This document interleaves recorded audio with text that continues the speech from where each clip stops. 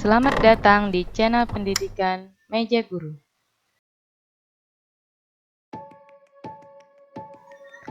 Pada kesempatan kali ini, kita akan membahas tentang teks berita kelas 8 semester ganjil. Menurut Kamus Besar Bahasa Indonesia atau KBBI, berita adalah kabar, informasi, atau terutama yang resmi. Jadi, berita menyampaikan suatu informasi yang umumnya bersifat faktual dan terbaru. Teks berita memiliki unsur-unsur yang terangkum dalam rumus yang biasanya dikenal 5W plus 1H atau dalam bahasa Indonesia disingkat dengan adik simba. Unsur 5W plus 1H atau adik simba terdiri dari what, apa, where, di mana, when, kapan, who, siapa, why, mengapa, dan how, bagaimana. Adapun struktur teks berita tersaji dalam bentuk piramida terbalik. Struktur teks berita yakni perhatikan piramida terbalik berikut, ada kepala berita, tubuh berita, dan ekor berita. Di bagian kepala berita berisi informasi terpenting 5W plus 1H atau adik simba tadi. Kemudian di tubuh berita berisi informasi penting atau informasi pendukung.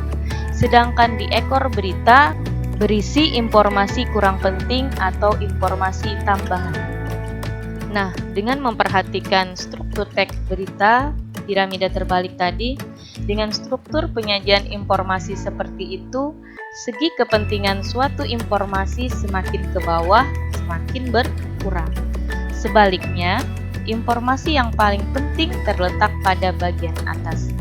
Oleh karena itu, jika kita tidak cukup waktu untuk mendengarkan keseluruhan informasi, dengan hanya memperhatikan bagian awalnya, kita telah cukup mendapatkan informasi pokok yang merangkum keseluruhan isi berita. Kaidah-kaidah kebahasaan dalam teks berita sebagai berikut. Kaidah pertama adalah penggunaan bahasa baku. Nah, hal ini sesuai dengan fungsi berita itu sendiri ditujukan kepada berbagai kalangan, sehingga bahasa yang digunakan harus dapat dimengerti dan diterima oleh setiap orang. Kaidah berikutnya, penggunaan kalimat langsung. Kalimat langsung ini sebagai penjelas atau pelengkap dari kalimat yang tidak langsungnya. Yang ketiga, penggunaan konjungsi bahwa. Konjungsi itu adalah kata penghubung.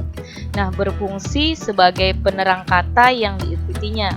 Hal itu terkait dengan pengubahan bentuk kalimat langsung menjadi kalimat tidak langsung. Kaidah berikutnya, penggunaan kata kerja mental atau kata kerja yang terkait dengan kegiatan dari hasil pemikiran. Nah, kata-kata yang dimaksud antara lain mengimbau, mengajak, memandang, melibatkan, membantah, menolak, dan berkelit. Kaidah berikutnya, menggunakan fungsi keterangan waktu dan tempat sebagai konsekuensi dari perlunya kelengkapan suatu berita yang mencakup unsur kapan dan di mana. Kaidah terakhir yakni penggunaan konjungsi temporal atau penjumlahan. Konjungsi temporal seperti kata kemudian, sejak, setelah, awalnya, dan akhirnya. Hal ini terkait dengan pola penyajian berita yang umumnya mengikuti pola kronologis atau urutan waktu. Perhatikan baik-baik, berikut ini adalah contoh dari teks berita. Ini adalah contoh teks berita berkaitan dengan COVID di dunia pendidikan. Perhatikan baik-baik.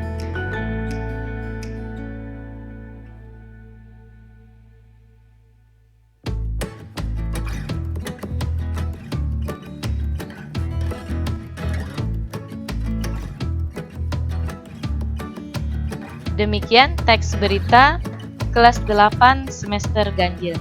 Jangan lupa ikuti materi selanjutnya di channel pendidikan Meja Guru.